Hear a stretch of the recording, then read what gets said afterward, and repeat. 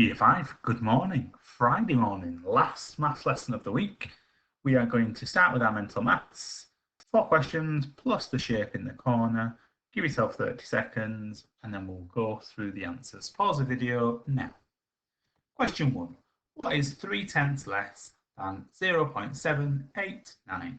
First job is to identify what number I've got in my tenths column, which, as my arrow shows, highlights I've got a 7 in the tenths column. So I need to find 3/10 less than 7/10.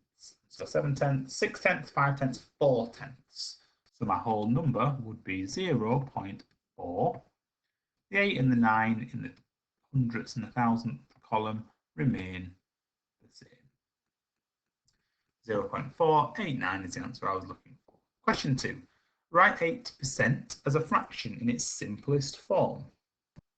Percentages, remember, if you can track back to the other lesson, it means parts per 100. 80% is 80 over 100. The only thing, and that's correct, that is how you represent 80% as a fraction. The only thing here is, though, it's asking for it in its simplest form. If I'm doing something in its simplest form, or giving something in its simplest form, it means I can't divide the numerator and the denominator by the same number anymore. I can't make it any simpler.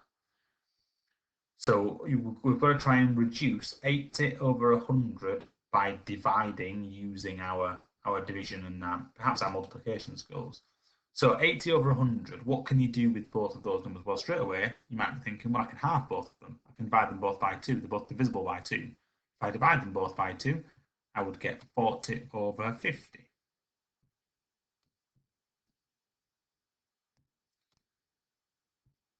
Can I divide these two numbers by the same number even further? Yes, I can. There's a few different options here. I'm going to divide them both by 10. I know that 40 divided by 10 is 4 and 50 divided by 10 is 5. Can I divide the numerator and the denominator by the same number any further? No, I can't. So in its simplest form, 80% is 4/5 as a fraction. If you did it in smaller steps but got to 4/5 at the end, that's fine. If your fraction wasn't 4/5 at the end, you either made a mistake on the way or didn't give it in its simplest form. If it says simplest form, that's what it's got to be. You've got to divide to reduce your numbers to get it to the smallest you can. Question 3, which is greater, 7 3/100 or 7.022? I'm going to put them both in the same form because at the moment I've got a fraction and a decimal, and from my comparison lesson a few days ago, I remember Mr. Mills said put them both in the same form, or put all of your values in the same form to help you compare nice and easily. So 7 3/100 as a fraction is 7 3/100. As a decimal is what I'm trying to say, 7.300.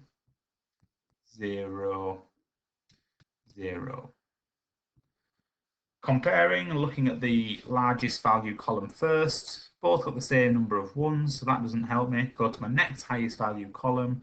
Would I rather have 0/10 or would I rather have 3/10? I'm looking for the greater value. I'm wanting, of course, 3/10. So back to my question, which would you rather have, 7 3/100 or 7.022? I would rather have 7 3/100.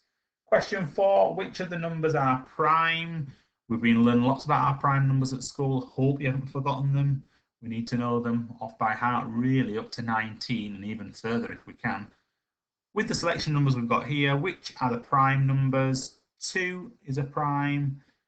We have also got 5 here, which is a prime. We've also got 11 here, which is a prime. Remember, prime numbers are numbers with only 2 factors. I can only multiply 2 numbers together to give me that number. So, for example, 2, I can only do 1 times 2 to make 2. I can't multiply any other number combinations to give me 2. So it's a prime number.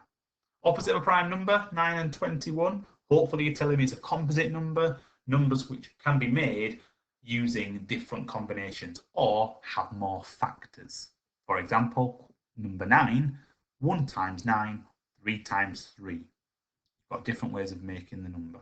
That's what you call a composite number. Prime numbers, just the two factors. And last thing, top corner there, we've got a cube, a 3D shape today. We've got a cube. So well done if you've got that. Let's begin then.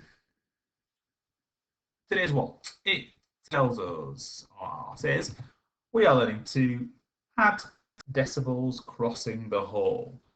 Hang on a minute, Mills, we've already done adding decimals. Yes, we have. We did it 2 days ago, but we were working within one. We were working within the whole. Today we're going to be crossing the whole. What do I mean by that? Well, crossing the whole means going from 0 ones to 1 1, or from 5 ones to 6 ones. So we're crossing over. We're not working less than 1 anymore. We're going to be working with numbers when added together, make an answer more than 1, or take you to the next one. Let me show you. Let's have a couple of number lines up for this. And the question we're going to go with is 0.6 add 0.5. Before you start and say, I know this straight away, it's 0.11, it isn't. So don't jump the gun. 0.6 on my number line, represented like so. 0.5 represented like so. Just a key point here, each jump on my number lines is a jump of 1/10. 0, 0.1, 0.2, 0.3, 0.4, 0.5, 0.6. Okay, that's important. If I add my 0.5 to my 0.6, I can see I am crossing, come on mouse, not working, I'm crossing, whole, I'm going from 0 ones to over 1 ones. So I'm crossing the whole. That's what the Walt is telling us there.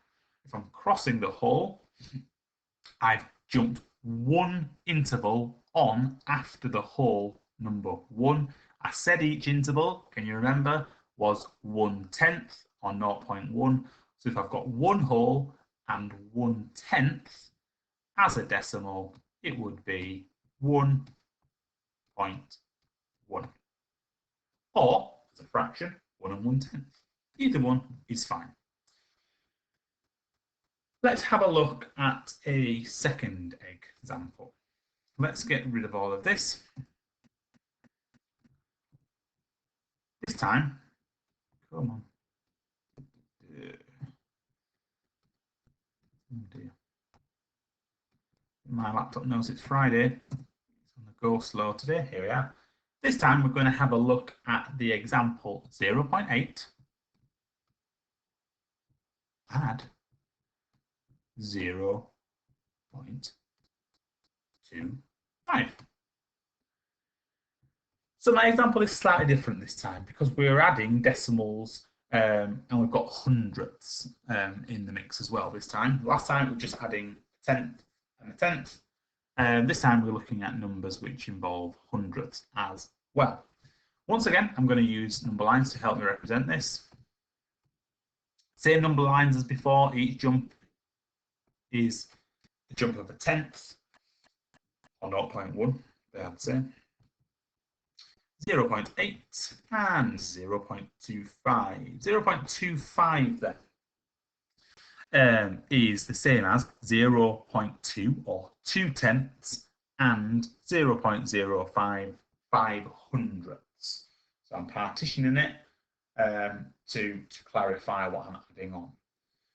If I drag my 0.25 and put it at the end of my 0.8, get rid of that, I end up again crossing the whole, going over the value of 1 when I was starting below 1, so I'm crossing the whole again as my Walt tells me. But this time I am halfway between 1 and 1.1. Before, I was dead on one of the intervals. Now I'm not. I'm kind of in the middle here, look, right? Let me show you what's going on in the middle. Make this nice and big for you. So the gap between 1 and 1.1, that's where we're currently lying. Okay, these two here represent these two here, just a bit more zoomed in. Now, 1/10 is the same as how many hundredths? I'll ask you again. Remember from previous lessons, 1/10 is the same as how many hundredths? Get thinking. If you're thinking 1/10 is the same as 10 hundredths, you're absolutely bob on. You're fine. You're on the right lines. So between each of these intervals are 10 further small intervals. Right, I'll say that again because it's quite complicated stuff. Between each of my intervals on my number line, remember each jump is of 1/10. In between those intervals are 10 smaller jumps which represent hundredths.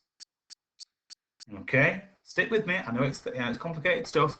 If you think back to your 100 square from the 10th and 100th lesson, we said 1/10 was one row or one column. That one row, that one column was made up of 10 hundredths. And that's what this is showing here, just in a different way. So I've added on my 2 wholes, which has taken me, sorry, my 2/10, which has taken me over the whole. I'm now going to add on my 5 hundredths. So if I jump 5, 1, 2, 3, 4, 5, it gives me the value. I end up on the value where my arrow is pointing. So the answer to my question would be 1.05. The 0 is telling me I'm not quite at 1.1. My number line is showing me that I'm not quite there yet. All right, I'm halfway there compared to starting from 1 to 1.1. I'm halfway there. Okay, I'm 5 hundredths in my hundredth column. So my answer is 1.05. Where are we? So yeah, I think we're okay. We're okay with that. So that will help you with the first couple of questions. You'll have a couple of number lines today to get you. So where do we go from here then? Let's have a look at another addition. But this time, rather than using number lines, I'm going to use a place value grid. I'm also going to use the column method, which I'm going to have to squeeze in, I think, near the top. I don't know, I might fit it on the side. Let's have a look. See how we go. This time, I'm going to add the numbers 0.85 and 0.27.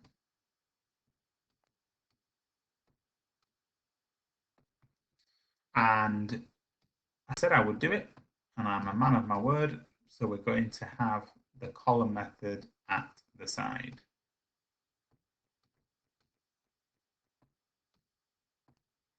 We're adding the decimal point goes in. Right, first job, I'm going to represent my numbers on my place value grid. 0, 1s, 8 tenths, 2, 4, 6, 8, and 5 hundredths. 2, 4, 0.27, 2,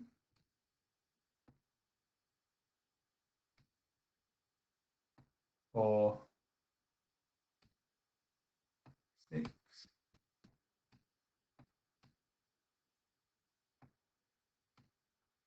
7.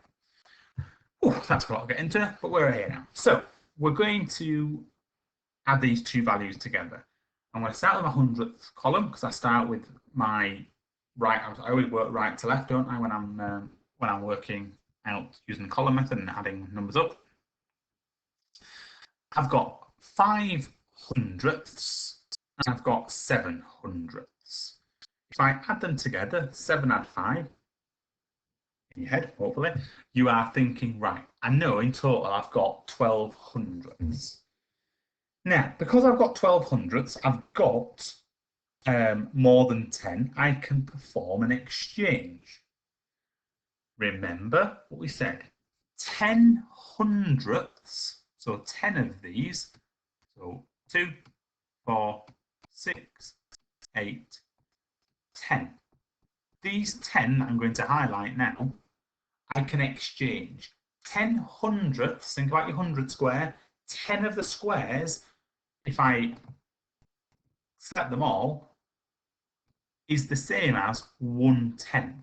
I have exchanged 10 hundredths for 1/10.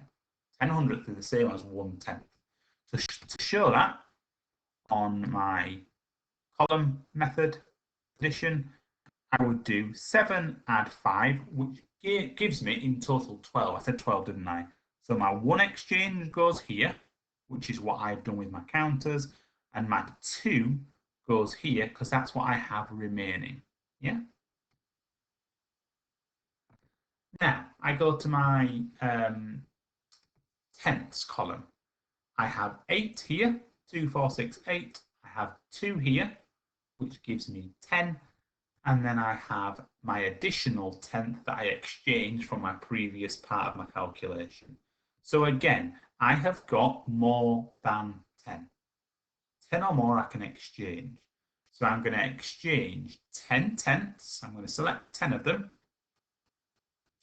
And I'm going to exchange them 10 tenths for, so exchange 10 of my tenths for 1 whole, which I'm bringing in here. To show that on my calculation over here, 8 add 10, 8 tenths add 2 tenths is 10 tenths, add on my 1 tenth is 11 tenths. So I've got my 1 here, which I've shown in my place value grid, and I've exchanged 10 of my tenths for 1 wood. 0 add 0 add 1 would give me 1. So in total, I have got 1.12. When I add the two values, 0.85 and 0.27 together. So you'll have a few of those today.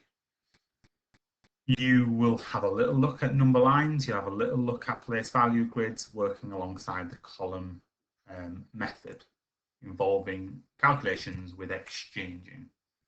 Have a go at it, do your best, and let us know how you get on, and I'll see you next time.